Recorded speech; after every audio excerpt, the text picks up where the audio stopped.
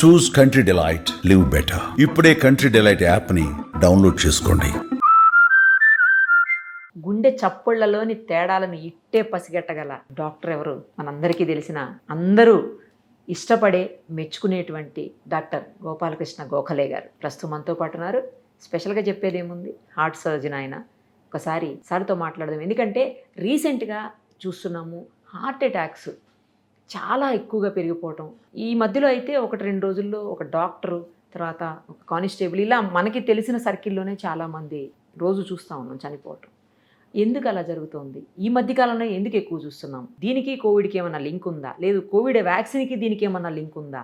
ఇలా రకరకాల డౌట్స్ అందరిలోనూ ఉన్నాయి. ఒకసారి డాక్టర్ గారితో మాట్లాడి క్లారిఫై చేసుకుందాం. సార్ నమస్తే అండి. నమస్కారం. సార్, దారుణమైనటువంటి చూస్తున్నాం సంఘటనలు. ఇట్లా చిన్న చిన్న పిల్లలు కూడా నుంచున్న చోటే టపామని పడిపోవటం, అప్పటికప్పుడే చనిపోవటం, ఏజ్తో సంబంధం లేకుండా చాలా చిన్న చిన్న వాళ్ళు కూడా చనిపోవటం. ఇవన్నీ చూస్తుంటే ఏంటంటే చాలా మంది చెప్పేది, సార్ కోవిడ్ తర్వాత ఇవి పెరిగిపోయాయి, కోవిడ్లో తీసుకున్నటువంటి వ్యాక్సిన్ ఇంకా ఎఫెక్ట్ చూపిస్తోంది వీళ్ళ మీద, ఎస్పెషల్లీ కోవిషీల్డ్ వ్యాక్సిన్ వల్లే అని. కొంతమంది ఏమో కాదు, అప్పుడు వచ్చినటువంటి కోవిడే ఇంకా ఎఫెక్ట్ చూపిస్తుందని కొంతమంది ఏమో ఇదంతా ఏం కాదు, ఇప్పుడు వస్తున్న రోజుల్లో స్ట్రెస్ తోటి ఇలా అవుతుంది అని కొంతమంది. కనీసం 2D ఈకోలో కానీ, లేకపోతే మనం ట్రెడ్మిల్ టెస్టుల్లో కానీ, వీటిల్లో కూడా ఏది ఎక్కడ చాలా రకాల టెస్టులు చేస్తారు కదా, వాటిలో ఎక్కడ కూడా ఏమీ లేకపోయినా కూడా సంఘటనలు జరుగుతున్నాయి. హార్ట్ స్ట్రోక్స్ వచ్చేసి చనిపోతున్నారు, హార్ట్ అటాక్స్ వస్తున్నాయి. ఎట్లా సార్, ఎందుకు అసలు ఇంతలాగా? ఇప్పుడు ఏంటంటే ఈ హార్ట్ అటాక్స్ అని ఎక్కువైనాయి, దాని గురించి డౌట్ లేదు అందుట్లో. ఓకే. రెండోది యంగర్ పీపుల్లో వస్తున్నాయి, ఎక్కువైనాయి, అది కరెక్టే. ఈ రెండింటిని మాత్రం కాంట్రవర్సీ లేదు. కాకపోతే ఎందుకు వస్తున్నది దాంట్లో చాలా ఓపెన్ డిస్కషన్ ఉంది. కానీ ప్రస్తుతం ఈ రెండు అయితే చాలా క్లియర్. ఇప్పుడు ఎంతో మందిని 30-35 ఏళ్ళను కూడా మనం హార్ట్ అటాక్ చూడటం, హార్ట్ వీక్ అయిపోవటం, ఒక్కోసారి మేము ట్రాన్స్ప్లాంట్ అవ్వటం, ఒక్కోసారి వాళ్ళు హాస్పిటల్కి వచ్చే స్టేజ్ లేకుండా కూడా ఇప్పుడు మీరు చెప్పారు చూసారా చనిపోవటం, ఇవన్నీ అయితే మాత్రం చాలా ఎక్కువైనాయండి. దీనికి ఇందాక మీరు అన్నట్టు ఏది కారణం అని చెప్పడానికంటే ట్రెడిషనల్గా ఏంటంటే మనం ఇంతకాలం చూసింది ఏంటంటే గత 50 ఏళ్ళుగా ఐడెంటిఫై చేసిన షుగర్ అను, బీపీ అను, కొలెస్ట్రాల్ అను, యూరిక్ యాసిడ్ ఎక్కువను, చాలా లావుగా ఉన్నారను, ఓకే, లేకపోతే ఫ్యామిలీ హిస్టరీ ఉందను, ఆ ఫ్యాక్టర్స్ ఉన్నాయి. కానీ ఏంటంటే యంగ్లో వచ్చే వాళ్ళకి ఈ ఫ్యాక్టర్స్ అంత కారణం అని నేను అనుకుంటలేదు. ఎందుకంటే కొంతమందికి డయాబెటీస్ అయితే ఉంది కానీ చాలా ఫిట్గా కనిపిస్తారు, వాళ్ళ పనులు చేసుకుంటూ ఉంటారు, ఏ సిమ్టమ్ లేదు. 55-60 ఏళ్ళు దాటిన వాళ్ళలో మాత్రం ఈ కారణాలు చాలా ఎక్కువ ఉన్నాయి. షుగర్ 10 ఏళ్ళ నుంచి ఉందనో, 10 ఏళ్ళ నుంచి ఉందనో, లేకపోతే బీపీ ఎక్కువ ఉందనో, లావుగా ఉందనో. ఇది మిడిల్ ఏజ్ దాటిన తర్వాత, మిడిల్ ఏజ్ తర్వాత వచ్చే వాళ్ళు ఏంటి, ఇవి ఇంకా స్టిల్ ఈ ఫ్యాక్టర్సే చాలా ఇంపార్టెంట్. యంగర్ జనరేషన్లో వచ్చే వాళ్ళకి ఏం జరుగుతుంది అనేది ఇప్పుడు మాకు కూడా అర్థం కాని పరిస్థితి. పూర్తిగా ఏమవుతుందంటే ఇప్పుడు ఈ మనకి ఈ కారణాలు చెప్తున్నాం కానీ major risk factors, minor risk factors అని ఇంకా చాలా ఫ్యాక్టర్స్ ఉన్నాయి. ఇంతవరకు మనకు కనిపెట్టలా. కొన్ని ఏంటంటే ఫర్ ఎగ్జాంపుల్ ఆల్ఫా లైపోప్రోటీన్ ఎక్కువ ఉందను, లేకపోతే సిఆర్పి ఎక్కువ ఉందను, లేకపోతే హోమోసిస్టిన్ ఎక్కువ ఉందను, ఇలాంటివి కొన్ని ఉన్నాయి. కొన్నిటికి మనకి హోమోసిస్టిన్ లాంటిదని కొంత ట్రీట్మెంట్లు ఉన్నాయి. ఇప్పుడు ఆల్ఫా లైపోప్రోటీన్లు ఎక్కువ ఉన్నాయి, సిఆర్పి ఎక్కువ ఉన్నాయి, వీటికి అసలు ట్రీట్మెంట్ లేదు.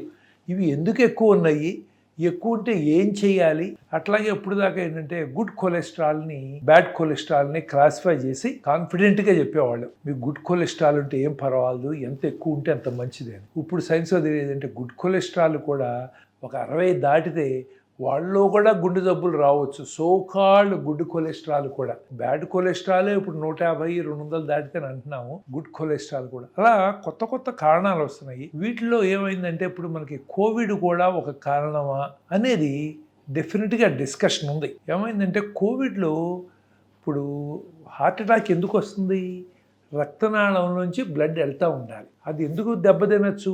రక్తనాళం వాళ్ళలో జబ్బు రావచ్చు, లేదా ఏంటి అందుట్లో మన ఫ్లో అయ్యేటువంటి రక్తంలో తేడాలు ఉండొచ్చు కదా. ఇంతకాలం మనం పైన ఈ రక్తనాళాల్లో డిపాజిట్ అయ్యే ఫ్యాట్ వీటి గురించి ఎక్కువ ఆలోచించాం. కానీ ఇప్పుడు రక్తం ప్రసరిస్తూ ఉంది, ఈ రక్తంలో కూడా తేడా వచ్చినప్పుడు క్లాట్స్ ఫామ్ అవ్వచ్చు. నాళాలు బాగుండొచ్చు, ఈ రక్తంలో కూడా థిక్ అయిపోయింది అనుకోండి, బాగా అవ్వచ్చు. ఇప్పుడు అట్లా కోవిడ్ టైంలో ఈ రక్తనాళాల ప్రాబ్లం కాకుండా రక్తం బాగా థిక్ అయిపోయి క్లాట్స్ ఫామ్ అవడం అనేది తెలుసు. ఎందుకంటే ఒకప్పుడు ఈ కోవిషీల్డ్తో కొన్ని ప్రాబ్లమ్స్ ఉన్నాయి. No Okay. Doubt about it. Okay. నేను కూడా వేయించుకున్నా కోవిషీల్డ్, అది వేరే విషయం.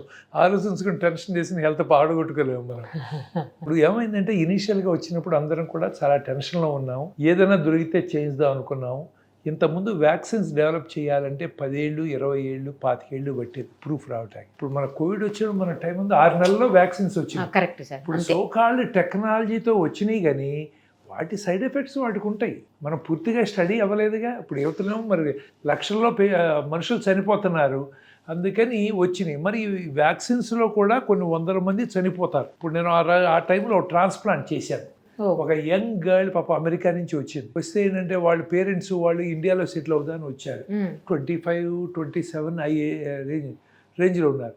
మరి ఇక్కడికి వచ్చి వ్యాక్సిన్ చేయించుకుని అమ్మాయి బ్రెయిన్లో బ్లడ్ క్లాట్ అయ్యి చనిపోయింది. మరి ఆవిడ ఆర్గాన్స్ తీసుకుని ఇంకొకళ్ళకి పెట్టాం, ఇంకో యంగ్ గర్ల్కి, హార్ట్ అండ్ లంగ్స్. పర్టికులర్గా ఆవిడ చనిపోవటానికి కారణం డెఫినెట్గా ఇది, ఎందుకంటే వ్యాక్సినే. మరి ఈ వ్యాక్సిన్తో ఆ కాంప్లికేషన్స్ ఆర్ నోన్. ఇప్పుడు ఏంటి 1 in 1 lakh కర్మగాలి ఈవిడికి వచ్చింది. ఇప్పుడు 1 in 1 lakh అంటున్నాం కానీ ఎంతమంది తెలియకుండా జరిగిందో మనకు తెలియదు. ఈ స్టడీస్ ఏమీ ఫుల్ ప్రూఫ్ కాదు, వీళ్ళు ఎక్స్టెన్షన్ చేస్తూ ఉంటారు. ఎంత బాగా స్టడీ చేశారు హడావుల్లో. కోవిడ్లో బయట రోడ్డు మీద రావటాకే జనాలు భయపడ్డారు, తల్లిదండ్రుల దగ్గరికి వెళ్తా భయపడ్డారు. ఈ స్టడీస్ ఎంత బాగా జరిగినాయి. ఇవన్నీ ఏంటంటే ఓవరాల్గా గుడ్ ఫెయిత్తో జరిగినటువంటి. ఇప్పుడు మనం ఏంటంటే వాళ్ళు తప్పు చేశారు అంటాం కాదు, దానివల్ల చాలామంది కూడా బ్రతుకుంటారు. మరి అది కౌంటుకు రాదు, ఏదైనా చనిపోయినప్పుడు అవి బయటపడతాయి. అట్లాగే అప్పుడు అప్పుడు కోవిడ్ రాకుండా బ్రతకడం ఇంపార్టెంట్. మరి ఆ వ్యాక్సిన్స్తో ఇప్పుడు సైడ్ ఎఫెక్ట్స్ వస్తే వాట్ కెన్ వి సే? ప్రతి మెడిసిన్ సైడ్ ఎఫెక్ట్ ఉంటాయి. హార్ట్కి సంబంధించి కొన్ని మెడిసిన్స్ ఇస్తాం, సడన్గా చనిపోకుండా ఇస్తాం. కానీ ఆ మెడిసిన్ వలన థైరాయిడ్ ప్రాబ్లమ్స్ రావచ్చు, బ్లాక్ కలర్ వస్తుంది, లంగులో తేడాలు వస్తాయి. బతుకుంటే బలుసాక్ అని మనం ఆ స్టేజ్లో బ్రతకడానికి ప్రయత్నం చేసాం. మరి వాటి ఎఫెక్ట్స్ ఒక్కొక్కటి బయటపడతా ఉంటాయి. So it is possible. అంటే సమ్ స్టడీస్ ఉన్నాయి, కాకపోతే ఏంటంటే ఈ రోజుల్లో అన్ని స్టడీస్, నేను ఏ స్టేజ్కి వచ్చానంటే నాకు పర్సనల్గా ఈ ఎక్స్పీరియన్స్ ఉంటే తప్పితే అన్నీ నమ్మలేని స్టేజ్కి వచ్చాయి. ఎందుకంటే అన్ని స్టడీస్ రిలయబుల్ కాదు. ఓ రోజు ఇది మంచిది అంటారు, తర్వాత స్టడీస్ ఇది చెడు అంటున్నారు. మరి ఏం చేయాలి? మధ్యలో మేము ప్రాక్టీస్ చేయాలి కదా. మరి మంచి అయినప్పుడు ఇస్తాం, చెడు వచ్చినప్పుడు స్లో చేస్తాం. ఏదైనా తొందరపడకుండా చేయాలి. బట్ ఆ వ్యాక్సిన్ టైంలో అది ఎసెన్షియల్. అన్ని గవర్నమెంట్స్ ప్రపంచంలో అన్ని చోట్ల కూడా ప్రజలను బ్రతికించుకుంటాం ఎలా అని మీకు తెలుసు కదా. జనాలకు స్పేస్ లేక రోడ్డు మీద బడి తెచ్చిపోయారు. కరెక్ట్. బెడ్ కావాలంటే ఎంత కష్టం అయ్యేదో మనకు అందరికీ తెలుసు. దొరకలేదు. ఇన్ఫ్లుయెన్సులు, మినిస్టర్ల ఇన్ఫ్లుయెన్సులు, డాక్టర్ల అయినా కూడా ఎంత చేసినా కూడా దొరకని పరిస్థితి ఉంది సార్ అసలు. అవును. అందుకని వాటన్నిటికీ కొన్ని సైడ్ ఎఫెక్ట్స్ ఉంటాయి, నో డౌట్. ఆ సైడ్ ఎఫెక్ట్స్ మనం కొంత సఫర్ అవుతున్నాము. కాకపోతే దీని మూలాన ఈ సైడ్ ఎఫెక్ట్ ఖచ్చితంగా చెప్పలేము. కొంతమందికి లంగ్ ప్రాబ్లమ్స్ వచ్చినాయి, కోవిడ్లో బ్రతికిన వాళ్ళు ఉన్నారు. ఇప్పుడు లంగ్ ట్రాన్స్ప్లాంట్ చేయాల్సిన పరిస్థితితో కొంతమంది ఉన్నారు. సో అందుకని అంటే కోవిడ్ కొంతవరకు కారణం, there is no doubt about it. ఏంటి ఆ జబ్బులో చనిపోయిన వాళ్ళందరూ కూడా కోవిడ్ కంటే కూడా బాడీ హైపర్ రియాక్ట్ అయింది. ఇప్పుడు మనం కొంతమంది ఇలా అన్నాం అనుకోండి, కొంచెం వాపు వస్తుంది, బాగా వాపు వచ్చింది అనుకోండి, అది పర్సనల్ ఎఫెక్ట్. ఇప్పుడు అట్లాగే పెన్సిల్తో కొన్ని లక్షల మంది బతికారు, కొంతమంది 100 మంది చనిపోయారు. అది ఎందుకది? పెన్సిల్ ఫాల్ట్ కాదు, బాడీ ఎలా రియాక్ట్ అవుతుంది దేనికన్నా మనకు తెలియదు. Each individual is different. Same medicine మన డిఫరెంట్, కానీ మెడిసిన్ అన్ని మానేస్తే మనకి ఏం మెడిసిన్స్ ఉంటాయి? ప్రతి మెడిసిన్ కూడా ఒక పాయిజన్. మరీ ఎసెన్షియల్ అయితే తప్పితే వాడకూడదు. సరైన డోసులో, తక్కువ డోసులో వాడితే కానీ పనిచేయదు. సో ఎంత మంచి మెడిసిన్ కూడా పాయిజన్. అందుకే చెప్తా, జనాలు వచ్చి మా అక్కడ నొప్పులు ఎక్కడ నొప్పులు అంటారు. అమ్మ, నొప్పులు ప్రతి వాడికి ఉంటాయి, బ్రతుకున్న వాళ్ళకి. మాకు నొప్పులు ఉంటాయి, అన్నిటికీ మందులు వాడద్దు. మీకు జీవన శైలికి ఏమైనా ఇబ్బంది వచ్చింది, లేదు ఏదో గుండె జబ్బు లేదా బ్రెయిన్లో ప్రాబ్లం ఉంటే మనం ట్రీట్మెంట్ చేయాలి, కానీ ఇక్కడ నొప్పి అక్కడ నొప్పి అంటే సర్దుకుపోవటం బెటరు, మందుల కంటే అది బెటర్ అని చెప్తా ఉంటారు చాలామందికి. సో అట్లా ఏంటంటే కోవిడ్ మూలాన ప్రాబ్లమ్స్ ఉన్నాయి. కోవిడ్ వ్యాక్సిన్తో I'm sure there are problems, ఎందుకంటే పర్ఫెక్ట్ స్టడీస్ జరగలేదుగా. కాకపోతే మరి అప్పుడు మనం అవన్నీ చేయాల్సి వచ్చింది. అవే కారణమా లేకపోతే ఎంత కారణం మనం ఎట్లా చెప్పగలం? ఇప్పుడు స్ట్రెస్ ఉంది, స్ట్రెస్ ఎంతమందికి స్ట్రెస్? ప్రతి వాడు we are all working under too much stress. 100%. ఇప్పుడు అట్లాగే మన తిండి ఉంది, తిండి మరి అన్నీ కూడా కెమికల్స్తో వచ్చింది. ఈ కెమికల్స్ ఎఫెక్ట్ ఎక్కడ చదివామండి? ఇప్పుడు ఈ కెమికల్స్తో వచ్చి మీరు వాడద్దు అంటే అమెరికా లాంటి కంట్రీసే ఇప్పుడు ఆర్గానిక్ పాడు ఆ మాటలు మాట్లాడకుండా బాబు, నిజంగా దానికి వెళ్తే అది దానికి ఖర్చు ఎక్కువ, ఈల్డ్ తక్కువ, మరి ఫుడ్ కాస్ట్ పెరుగుతుంది, ప్రజలందరికీ మళ్ళీ కాస్ట్ పెరుగుతుంది, కాస్ట్ ఆఫ్ లివింగ్. ఇప్పుడు ఈ మాత్రం తినగలిగే వాళ్ళు కూడా మరి ఇప్పుడు రూపాయలు అనేది 100 రూపాయలకి అమ్మాల్సి వస్తుంది అవును అప్పుడు. అవును ఎంతమంది తినగలరు? అందుకని అమెరికా లాంటి కంట్రీస్లోనే చాలా మంది చెప్తారు ఆర్గానిక్ ఇవన్నీ. మనం ఏంటంటే సొసైటీకి ఎక్కువ మందికి ఎలా చేయగలం అనేది కనుక చూస్తే ఆర్గానిక్ ఇవన్నీ వర్కౌట్ అవ్వవు. అవును. ఎక్కువ మందికి లార్జ్ స్కేల్ మరి అవ్వదు. అవ్వదు. మరి కెమికల్స్ ఎఫెక్ట్స్ ఏంటి? మరి ఇప్పుడు ఇంతకుముందు ఎంత చేసినా కూడా మనకు అర్థం అవ్వాల్సింది ఏంటంటే యావరేజ్ లైఫ్ స్పాన్ పెరిగింది. యా ఇంతకుముందు 40 ఏళ్ళు 42 ఏళ్ళు ఉన్నాడు. ఇప్పుడు మన దేశంలోనే దాదాపు 73 74 ఏళ్ళు యావరేజ్ లైఫ్ స్పాన్ పెరిగింది ఇన్స్పైట్ ఆఫ్ ఆల్. సో ఓవరాల్గా గుడ్ ఎక్కువ ఉంది, కొన్ని సైడ్ ఎఫెక్ట్స్ ఉంటాయి, మనం అర్థం చేసుకోవాలి. సో అందుకనంటే ఇండివిజువల్ లెవెల్లో చేయాల్సిందే కానీ మనం స్ట్రెస్ అలా తగ్గించుకోవాలి, మనం ఎట్లా వర్క్ చేసుకోవాలి అనేది మనం పనిచేయాలి. గవర్నమెంట్గా ఇప్పుడు సపోజ్ మీకు వారానికి 1 రోజు సెలవు అన్నారు, ఇప్పుడు సాఫ్ట్వేర్ వాళ్ళకి 2 రోజులు సెలవులు ఇచ్చారు, అయినా హార్ట్ అటాక్లు వస్తున్నాయి వాళ్ళకి. మిగతా 5 రోజులు చాలా కష్టపడుతున్నారు కదండి.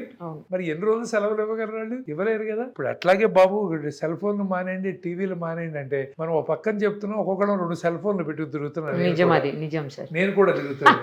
మరి వాటి సైడ్ ఎఫెక్ట్స్ ఏంటి? ఎవరు స్టడీ చేస్తారు? ఇంటి పైన పెడితే మనకి వాటి మూలాన చాలా రేడియేషన్ వస్తుంది. వాటి ఎఫెక్ట్ ఏంటి? క్యాన్సర్స్, కొన్ని క్యాన్సర్స్ దాని మీద వస్తున్నాయని ఉంది. And it's probably true also, some brain cancers అలాంటి దాని మూలన వస్తున్నాయని. అందుకని ఏంటంటే హార్ట్ అటాక్స్ వస్తున్నాయి, చనిపోతున్నారు. వీటన్నిటికీ తగ్గించాలంటే ఏంటంటే ఈ స్పీడ్లో చాలా కష్టం. అందుకనే మనం తినే ఆహారం జాగ్రత్తగా చూసుకుంటాం, మనం చేయగలిగేది కొంత స్ట్రెస్ తగ్గించుకుంటాం, కొంత ఎక్సర్సైజ్ చేయటం, మరి ఇన్సూరెన్స్లు తీసుకుంటాం, చేయగలిగేవే తప్ప ఇప్పుడు నిజంగా ఈ సడన్ డెత్ని ఆపగలమా అంటే నాకైతే ఆపలేమని అనిపిస్తుంది. అంటే in the next few years ఒకసారి ఇప్పుడు ఏమైందంటే, ఇప్పుడు అమెరికా వెళ్ళామనుకో, మనలాగా స్ట్రెస్ పడరు, మనలాగా పరిగెత్తా ఉండరు. ఎందుకంటే ఎకానమీ స్టెబిలైజ్ అయిందండి. ప్రతి వాడికి ఫుడ్ ఈజ్ ఎష్యూర్డ్, ప్రతి వాడికి హెల్త్ కేర్ ఈజ్ ఎష్యూర్డ్, ప్రతి వాడికి రీజనల్ లైఫ్ ఈజ్ ఎష్యూర్డ్. వాడి పని చేయకపోయినా ఇచ్చే ఫండ్స్తోనే హాలిడేస్ కూడా వెళ్ళొస్తాడు, కారు కొనుక్కుంటాడు. మనాడు పని చేస్తుంది లేదు. అందుకని ఏంటంటే ఈ స్పీడ్ ఆఫ్ గ్రోత్లో మనం ఇప్పుడు వరల్డ్ నెంబర్ 4 ఏది జీడిపిలో వీటంట్లో చూస్తే అవుతున్నాం లేదా? బిలియన్స్ దాడుతున్నామా లేదా? మరి ఇప్పుడు 3కి వెళ్ళాలి, 2కి వెళ్ళాలి. మనం ఆ 2కి వెళ్ళిన తర్వాత ఏమన్నా అందరికీ కూడా సరిపడా ఫుడ్ దొరుకుతుంది. మనం ఇప్పుడు పరిగెత్తుకెళ్ళి పని చేయక్కర్లేదు, రాత్రింపగళ్ళు పని చేయక్కర్లేదు అనుకున్న స్టేజ్లో ఈ స్ట్రెస్లు తగ్గి అప్పుడు అందరూ హెల్త్ మీద కాన్సన్ట్రేట్ చేస్తారు. కానీ ఇప్పుడు ఈ టైంలో మనం ఎవళ్ళని చేసినా కూడా for a few more years, maybe a decade, we have to go through this. తప్పదు, ఇవన్నీ మారలేం కదా. ఇప్పుడు మనాళ్ళు వెళ్ళి రాత్రింపగళ్ళు ఇప్పుడు ఇక్కడ పని చేయరంటే పని చేయని వాళ్ళందరూ వెళ్ళి అమెరికాలో గొడ్డు చాకరీ చేస్తారు. దే బికమ్ అథారిటీ ఆ సిచ్యువేషన్లో. అమెరికాలో వాళ్ళు చేయరు. ఆస్ట్రేలియా వాళ్ళు, యూకే వాళ్ళు మన ప్రేమతో తీసుకుంటున్నారా? లేదు. ఎందుకంటే వాళ్ళు నైట్ డ్యూటీలు, ఇప్పుడు కార్డియాక్ సర్జరీ ఉంది, కార్డియాక్ సర్జరీకి వెళ్ళాలంటే అమెరికాలోను ఆస్ట్రేలియాలోను వాళ్ళు ఎక్కువ మంది వెళ్ళరు. అమ్మో రాత్రి వాళ్ళు ఎక్కడ చేస్తాం, ఎందుకు నాకు లేకుండా జీవితం గడుస్తుంటే ఎందుకని నేను పని చేయటం అనుకుంటారు. ఇప్పుడు మనం ఏంటంటే గ్రో అవ్వాలనే తపంతో మన అక్కడికి వెళ్ళి రిజిస్ట్రార్లుగా పనిచేయటం, ఎక్స్ట్రా డ్యూటీలు చేయటం, ఇవన్నీ చేస్తాం. అవును సార్, కరెక్ట్. కాబట్టి మనం కూడా ఎకానమీలో ఆ స్టేజ్, ఇప్పుడు మనం ఎకనామికల్గా వరల్డ్స్ 4th లార్జెస్ట్ ఎకానమీ ఇవన్నీ అంటాం, కానీ రిచెస్ట్ పూరెస్ట్ బోల్డ్ గ్యాప్ ఉంది మనకి. ఆ గ్యాప్ తగ్గిన రోజున అందరికీ అప్పుడు స్ట్రెస్ తగ్గుతుంది. ప్రాబబ్లీ అప్పుడు మనం ఏంటంటే ఫుడ్ ఏం తింటున్నాం, ఎలా తింటున్నాం అని అందరూ ఫోకస్ చేస్తారు. అదే అందరూ హెల్త్ కాన్షియస్ అవుతారు. ఈ లోపల ఏదో మనకి ఇప్పుడు ఇంకొకటి ఏంటంటే మనకి బేసిక్గా ఏషియన్స్, ఎస్పెషల్లీ మనకి ఇండియన్స్కి రక్తనాళాలు చాలా చిన్నవి. ఉన్న ప్రాబ్లం రక్తనాళాల్లో జబ్బు అన్నాము, రక్తం క్లాట్ అవుతుంది, అందుట్లో ప్రాబ్లం వస్తుంది, స్మోకింగ్ మూలన లేకపోతే కోవిడ్ వీటన్నిటి మూలన వస్తుందన్నాము. పైగా పైప్ సైజులు కూడా చిన్నవి మనకి. వాళ్ళకి ఇంత పైప్ ఉందనుకోండి, ఇంత పైపులో 50% బ్లాక్ అయినా మంచి ఫ్లో ఉంటుంది. ఇప్పుడు సైజ్ ఎంతే ఉందనుకోండి, 50% అయితే ఫ్లో అవటానికి ఏముంది అక్కడ. అందుకని మనం we are genetically more prone than others. So we are actually running against so many factors. ఇంకా కొంత టైం పడుతుంది స్టెబిలైజ్ అవ్వటానికి. అప్పుడు దాకా ఎవరి కాలం వీలైనంత వరకు చెప్పడం చాలా ఈజీ. ప్రాక్టికల్గా నాకు కష్టం, ఆ విషయం తెలుసు నాకు, నేనే అన్నీ చేయలేను. సో మనం ఏంటంటే కొంచెం రీజనబుల్గా ఎక్సర్సైజ్ చేసుకుంటా, తర్వాత ఏంటంటే ఫుడ్ వాచ్ చేసుకుంటా, తర్వాత వెయిట్ వాచ్ చేసుకుంటా, స్ట్రెస్ వీలైనంత వరకు తగ్గించుకుంటాకి sometimes we have to take holidays. ప్రపంచం గురించి మనం మానేసి మన గురించి కూడా ఆలోచించుకోవాలి. ఇప్పుడు నాకు ఇంత టైం పట్టింది, ఎన్నేళ్లుగా నేను పనిచేస్తున్నాను. ఇప్పుడు వారానికి 7 రోజులు పనిచేసా ఎంతగానో. ఇప్పుడు ఒక 5 రోజులు 6 రోజులు తగ్గించాలని జాన్యువరి నుంచి ట్రై చేస్తున్నా. ఎన్నేళ్ల తర్వాత ఈ పనికి లోపల కాలిపోవాల్సినవి కాలిపోయి ఉంటాయి కదా. అయ్యో సార్, అంటే ఏడాదిలో కనీసం 5-6 రోజులన్నా తగ్గిద్దామని. We have to slow down. అదే మా పిల్లలు అనుకోండి, వాళ్ళు ఇట్లా పరిగెత్తవు, they already started slowing down. అంటే వాళ్ళు 40-45 ఏళ్ళు వచ్చేటప్పటికి వాళ్ళు, నేను ఇప్పుడు 60s దాటిన తర్వాత అనుకునే వాళ్ళు 45 అనుకుంటారు. So they will remain healthy. అది మరి నేను ఇందాక అన్నట్టు ఎకానమీ, థాట్ ప్రాసెస్, కంఫర్ట్స్ ఇవన్నీ మారాలి కదా, అందుకని వస్తాయి అన్నమాట. సో అందుకని life has become very stressful, there is no doubt about it.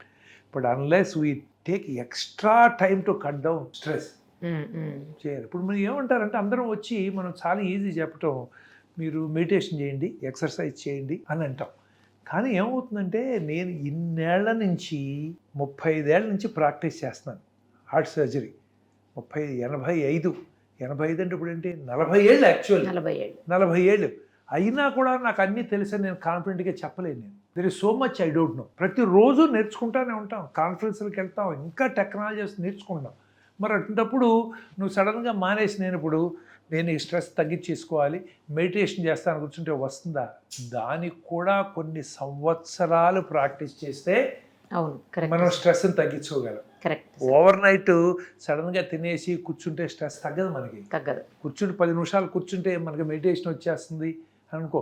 మరి యోగిలు వాళ్ళు కూడా మేము కార్డియాక్ సర్జరీ ఎలా ప్రాక్టీస్ చేస్తున్నామో 30 ఏళ్ళు 40 ఏళ్ళు ప్రాక్టీస్ చేసి ఒక స్టేజ్కి వస్తున్నారు. అందుకని మనం ఏంటంటే స్లో అవటం కూడా చాలా ప్రాక్టీస్ చేయాలి.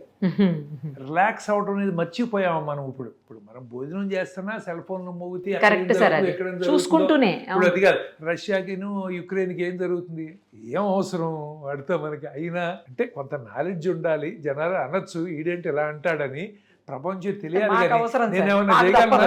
నేనేమన్నా చేయగలనా? భోజనం చేసినప్పుడు కూడా ఏమైంది, అమెరికా, ఇరాన్, ఇజ్రాయెల్ ఏం జరుగుతుందంటే అన్నం తినేటప్పుడు, బట్ అలా అయిపోయింది లైఫ్. ఆపలేకుండా ఉన్నాను, నేను కూడా ఆపలేకుండా ఉన్నాను. సార్ రిలాక్స్ అవటం అనేది మనం నేర్చుకోవాలి. అందుకని చిన్నప్పటి నుంచి పిల్లల్నేమో ఐఐటీలు అని పరిగెత్తిస్తున్నాము, వాళ్ళని కూడా కొంచెం ఆడుకుంటా రిలాక్స్ అవటం చేయాలి. అది మనం వాలంటరీగా చేస్తే తప్ప ఏ ఫ్యాక్టర్, కొంతమందికి స్ట్రెస్ ఇంపార్టెంట్, కొంతమందికి ఫుడ్ ఇంపార్టెంట్, కొంతమందిలో డయాబెటీస్ ఇంపార్టెంట్. మనం ఏదో ఒకటి పని చేస్తూ ఉంటే తప్పితే నిజంగా మనం తగ్గించలేమండి. We're going to see more and more media. ఎందుకంటే మనకి అవేర్నెస్ పెరిగింది కదా, ఏమైనా జరిగితే హార్ట్ అటాక్ వచ్చిందని ఇప్పుడు మీరున్నారు, మీకు అవేర్నెస్. ఇంతకుముందు ఏమైనా చనిపోతే ఎవరిని పట్టించుకునేవాడు.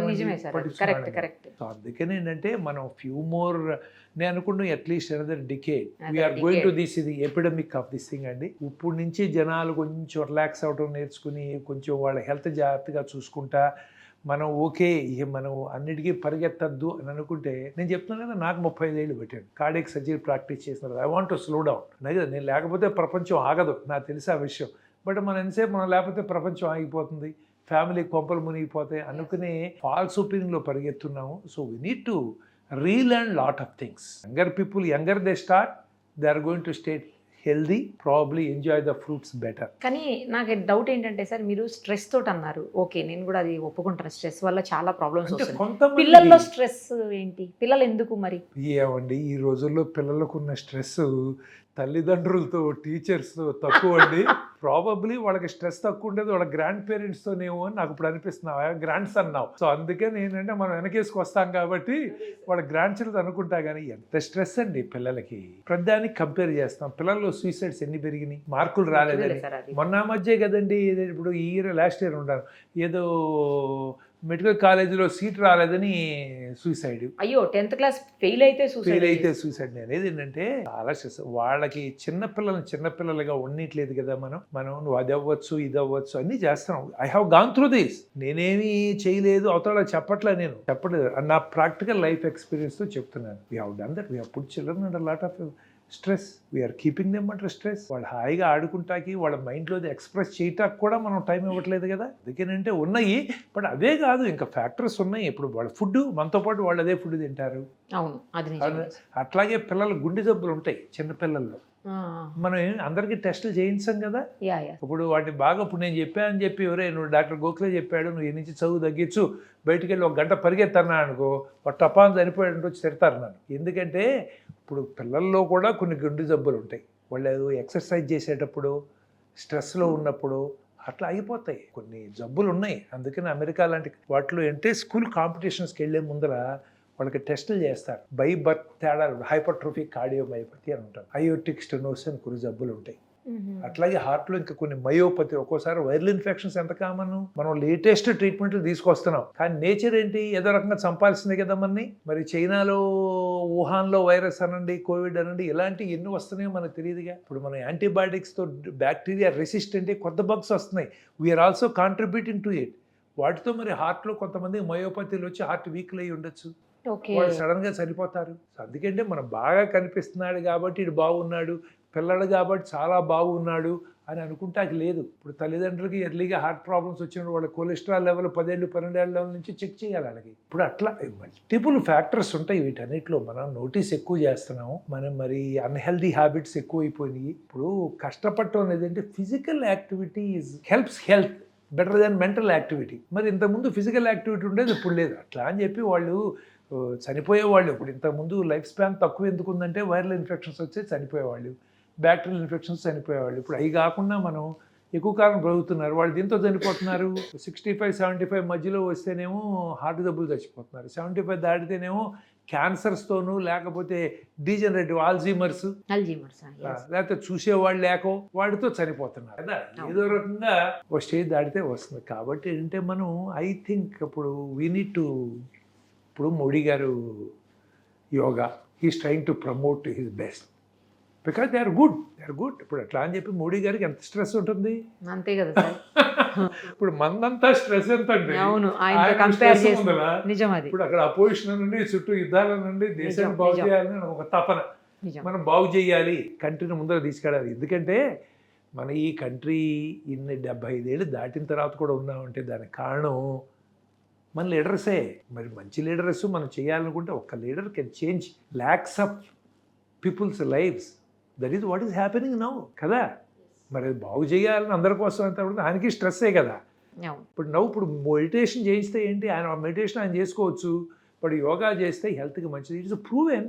యోగా చేస్తే అంటే ఒక అరగంట వాకింగ్ చేసినట్టే, ఒక అరగంట యోగా చేస్తే జాయింట్ పెయిన్స్ ఉన్నాయి, కదలలేవు, అవి చేస్తే ఈక్వల్ బెనిఫిట్ ఉంది.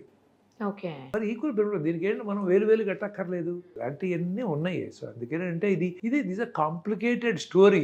మనం ఒక దాంతో మనం ఇది చేస్తే తగ్గుతుందని మనం చెప్పలేము. మల్టీ ఫ్యాక్టోరియల్ అని అంటాం. మీకు పని చేసి నాకు పని చేయదు, నాకు పని చేసిన ఆయనకి పని చేసి మన ముగ్గురికి పని చేయింది, ఇంకోటి పని చేస్తుంది. అందుకంటే మల్టిపుల్ యాంగిల్స్లో మనం చూస్తా మనం కరెక్ట్ చేస్తున్నామా, we can improve it or not. ఇప్పుడు మేము సర్జరీ చేస్తున్నాం, ఈ పేషెంట్ అరే మనం ఆ టైం చేస్తే ఇదే ఆపరేషన్ చేస్తే పాప మనం సేవ్ చేయలేకపోయాం, ఈ పేషెంట్ అదే ప్రాబ్లం ఎలా సేవ్ చేయొచ్చు అని we do lot of ground work. మేము దేవుళ్ళం కాదు కదా. ఇప్పుడు ఆపరేషన్ చేస్తే కొంతమంది చనిపోతారు, చేయకపోతే బాగుండేవారంటే మనకేం తెలుసు, తెలియదు కదా. So we try to improve our results, try to do more. అట్లాగే అంటే ఈ విషయాల్లో కూడా how you can take care of our results. Sir మరి కొంతమందిలో టెస్టులు చేయించుకుని 2D ఈక్వలెంట్ టెస్టులు చేస్తారు కదా సార్, ఆ టెస్టులు చేయించుకున్నా కూడా అందులో ఏమీ లేకపోయినా చనిపోయే పరిస్థితులు వస్తుంది. చనిపోతారు. ఎందుకంటే ఇప్పుడు నేను అన్నాను సార్ మల్టీ ఫ్యాక్టర్లని. సార్ ఆయన సిగరెట్ తాగడు, ఆల్కహాల్ తీసుకోరు, రోజు పూజ చేసుకుంటాడు, ఒక గంట పూజ చేస్తే చెప్పిన డాక్టర్ అలాగే ఏ హ్యాబిట్ లేదు, అదే చేసుకుంటాడు, ఇవన్నీ అంటారు. అయినా ఎందుకు వస్తుందంటే బోల్డ్ మనకు తెలియని రీజన్స్ ఉన్నాయన్నమాట.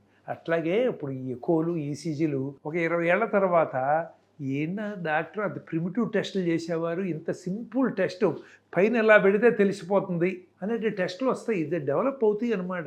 హార్ట్ అటాక్ వచ్చి హార్ట్ దెబ్బతింటేనే ఈసీజీలోను ఎక్కువలోనూ కొంత ఐడియా ఉంటుంది. ఓకే, అందుకని ట్రెడ్మిల్ టెస్ట్ కంపల్సరీ. చాలామంది ఏంటంటే ఈ చిన్న వాటిలో లిపిడ్ ప్రొఫైల్, ఈసీజీ, ఎక్కువ హీమోగ్లోబిన్ చెక్ చేసి అంతా బాగున్నారు కాదు. నిజంగా హార్ట్ చేయాలి, టీఎంటీ అన్నా మినిమం చెయ్యాలి. టీఎంటీ చేస్తే అది కూడా 100లో 50-60 మందికి తేడాలు చూపిస్తుంది, మిగతా 50-60 మందికి గుండె జబ్బున్నా చూపించదు. అందుకనే డాక్టర్ ఉన్నాడు మధ్యలో. ఎందుకంటే చూసి లేదండి మాకు కొంచెం డౌట్గా ఉంది, మీరు సిటీ స్కాన్ చేయించండి, లేకపోతే మీరు యాంజియోగ్రామ్ చేయించండి, లేకపోతే న్యూక్లియర్ స్కాన్ చేసి అంటాం. అవి కూడా 99% పర్ఫెక్ట్. ఏంటి ఆ టెస్టులు చేసినా చూసేది ఎవడు మనిషి కదా. ఇప్పుడు ఏఐ వస్తుంది మనకి.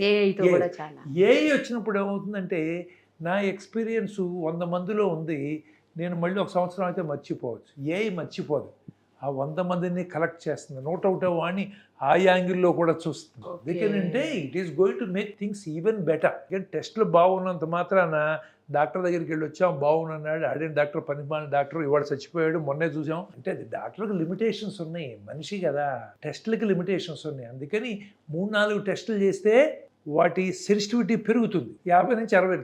ఒకే టెస్ట్ చేస్తే 20% ఉంటాం, 6 టెస్టులు చేస్తే 80%. కానీ అందరికీ అన్ని 6 టెస్టులు చెయ్యరు కదా సార్ అది. చేయలేదు. ఎప్పటికప్పుడు ఈల్డ్ తక్కువ. మనం సొసైటీలో అందరికీ నేను సిటీ స్కాన్లు యాంజియోగ్రాములు చేస్తే ఏమవుతాయి? ఇప్పుడు అందుకని అమెరికా లాంటి దగ్గరికి వెళ్తే వాళ్ళకి సిటీ కొనరీ యాంజియో చేయాలంటే 3 నెలలు 4 నెలలు పడుతుంది, పర్మిషన్లు ఇవ్వరు. వాళ్ళందరూ ఇక్కడికి వచ్చి ఊరిని పొద్దున్న వచ్చి మధ్యాహ్నం చేయించుకుని నెక్స్ట్ డే వెళ్ళిపోతారు టెస్ట్లు. ఎందుకంటే మన దగ్గర ఈ లిబరేటెడ్ సొసైటీలో డబ్బులు కడితే వాడికి టెస్ట్ అవుతుంది. అక్కడ వాళ్ళకి చాలా ఖరీదు ఆ టెస్టు. ఇన్సూరెన్స్ ఆడు పర్మిషన్ ఇవ్వాలి, ఇన్సూరెన్స్ ఆడు చూస్తాడు నీకేం డయాబెటీస్ ఉందా, నీ వెయిట్ ఎక్కువ ఉందా, కొలెస్ట్రాల్ ఎక్కువ ఉందా, హార్ట్ అటాక్ వచ్చిందా, ఓకే అయితే వెళ్ళి చేయించు, లేకపోతే నీకు ఇవ్వనయ్యా నేను.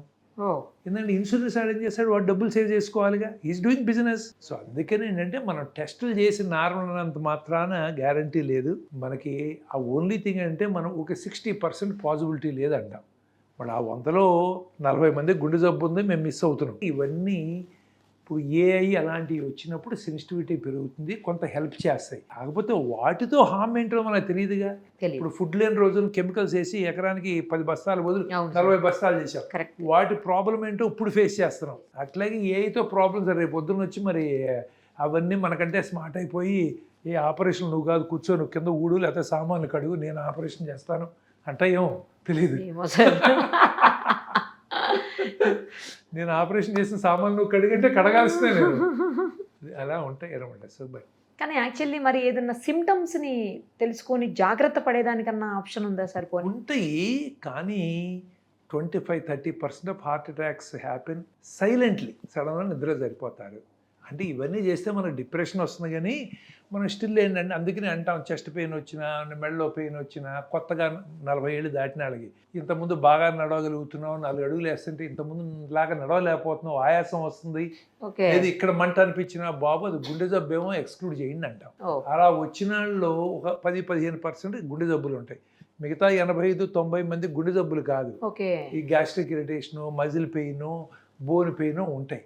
కాకపోతే ఇవి ఎక్స్క్లూడ్ చేయడానికి బోల్డ్ టెస్టులు చేయాలి. అందుకని ఒక సిమ్టమ్, కానీ ఆ సిమ్టమ్ ఓన్లీ గుండెకి స్పెసిఫిక్ ఏమి ఉండదు.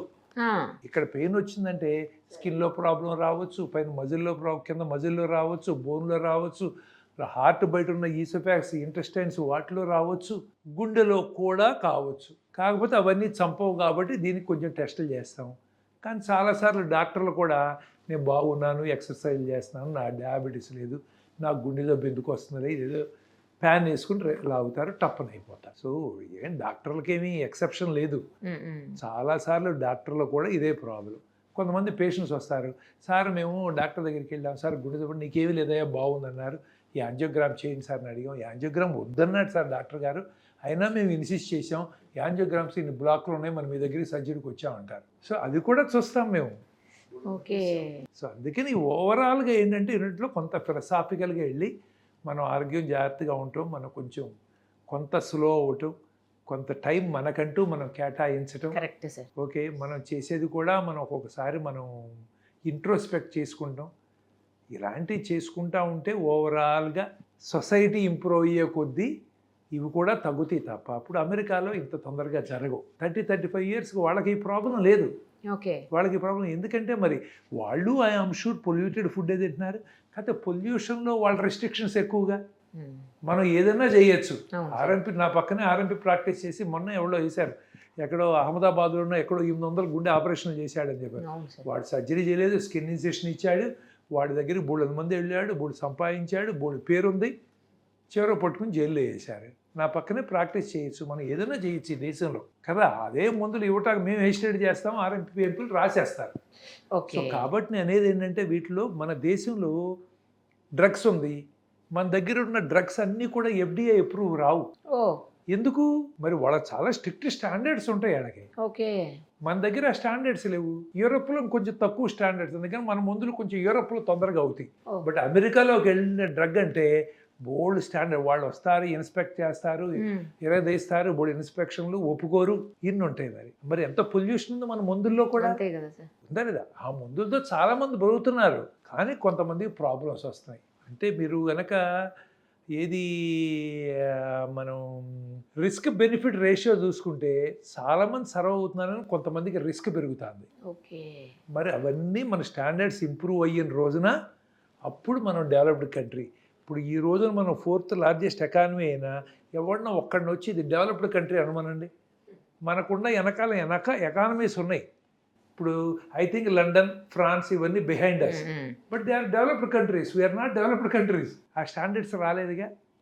సో అందుకని ఆల్ దిస్ ఓవరాల్గా స్టాండర్డ్స్ మనుషుల థింకింగ్లోను, ప్రాసెస్లోను, ఇంప్లిమెంటేషన్ థింకింగ్ పెరిగిన రోజున then they will start coming down. ఇప్పుడు 30-35 ఏళ్ళ హార్ట్ అటాక్లు అమెరికాలో రావండి, ఇంత రావు. వాళ్ళు పిల్లలు ఉన్నారు, మరి వాళ్ళకి కొన్ని టెస్టులు చేస్తున్నారు, మన దగ్గర జరగవు. అందుకని ఏంటంటే ఇది all there is a system problem, there is a human problem.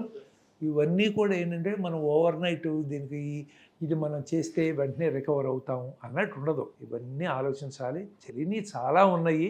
మనకే కాదు, అమెరికాలో మనుషులు కూడా ఎక్స్పోజ్డ్, తెలియనాటికి ఎక్స్పోజ్ అయ్యారు. But they are able to control. వాళ్ళ హార్ట్ అటాక్స్ పెరగట్లేదే, వాళ్ళ హార్ట్ అటాక్స్ తగ్గుతున్నాయి, మనవి పెరుగుతున్నాయి. అందుకని ఇవన్నీ కూడా నేను అన్నట్టు మనం ప్రతి దాంట్లో ఫుడ్ దగ్గర నుంచి, స్ట్రెస్ దగ్గర నుంచి, అవన్నీ చాలా ఫ్యాక్టర్స్ డెఫినెట్గా కాంట్రిబ్యూట్ చేస్తున్నాయండి. There is no doubt about it. డెఫినెట్గా కాంట్రిబ్యూట్ చేస్తున్నాయి. క్వాంటిఫై చేయలేము దాన్ని, అన్నిటినీ క్వాంటిఫై చేయలేము. System improve. ఇప్పుడు ఇంతకుముందు హార్ట్లో వాల్వ్ ప్రాబ్లమ్స్ వచ్చాయి, రొమాటిక్ వాల్వ్స్ అని వచ్చాయి. రొమాటిక్ ఫీవర్ నుంచి గొంతు నొప్పి వచ్చి పూర్ సోషియో ఎకనామిక్ స్టేటస్లో ఉన్నప్పుడు వాటి నుంచి హార్ట్ దెబ్బతినేది. వాటికి వాల్వ్లో మారుస్తూ ఉండేవాళ్ళు, జబ్బులు ఉండేవి అనమాట. ఇప్పుడు ఎకానమీ ఇంప్రూవ్ అయినా రొమాటిక్ ఫీవర్ తగ్గిపోయింది. వీ హార్డ్లీ గెట్ ఆ వాల్వ్ పేషెంట్స్. అది మేము చూస్తున్నాం కాబట్టి మాకు తెలుసు. అది side effect of better side effect of economy improvement. ఎందుకంటే అందరికీ సరైన ఫుడ్ వస్తుంది, యాంటీబయాటిక్స్ కాస్ట్ తగ్గినాయి, డాక్టర్లు ఎక్కువ మంది అయ్యారు, వాళ్ళకు కూడా ఆరోగ్యశ్రీ ఏదో ఒకటి తొందరగా హాస్పిటల్కి వెళ్ళగలుగుతున్నారు. వాటి ఎఫెక్ట్స్ ఇలా తెలుస్తాయి అన్నమాట. ఓవరాల్గా మేము చూస్తున్నాం కాబట్టి ఇవి కూడా అంతే. హార్ట్ అటాక్స్ మీరు ఎప్పుడో తగ్గడం మొదలవుతాయి, 10 ఏళ్ళ తర్వాత వస్తారు. మనకి ఎందుకని ఇంతకుముందు ఉండే ఇప్పుడు తగ్గినాయి, మీరు ఏం చేశారు డాక్టర్ గారు అంటే ఏం చేయలేదు, మేము స్పెషల్గా ఏం చేయలేదు. బట్ మల్టిపుల్ ఫ్యాక్టర్స్లో ఇంప్రూవ్మెంట్ వచ్చి మన క్వాలిటీ ఆఫ్ ఫుడ్లో, తినే ఫుడ్లో, థింకింగ్లో, ఎక్సర్సైజుల్లో, మరి రిలాక్సేషన్లో, వీటన్నిటిలోనూ కూడా ఇంప్రూవ్మెంట్ వచ్చి తగ్గుతాయి. ఇప్పుడు అప్పుడు దాకా తప్పదు. మనం we have to face, we have to lose our near and dear, but we have to keep thinking about it, how to improve. అప్పుడు కానీ సిస్టమ్ ఇంప్రూవ్ కాదు. చాలా చక్కగా చెప్పారు sir. Thank you sir, thank you so much. I only wish that will be able to save these younger people. Suman టీవీలో మీ personal and business promotions కోసం కింది నెంబర్కి కాంటాక్ట్ చేయండి.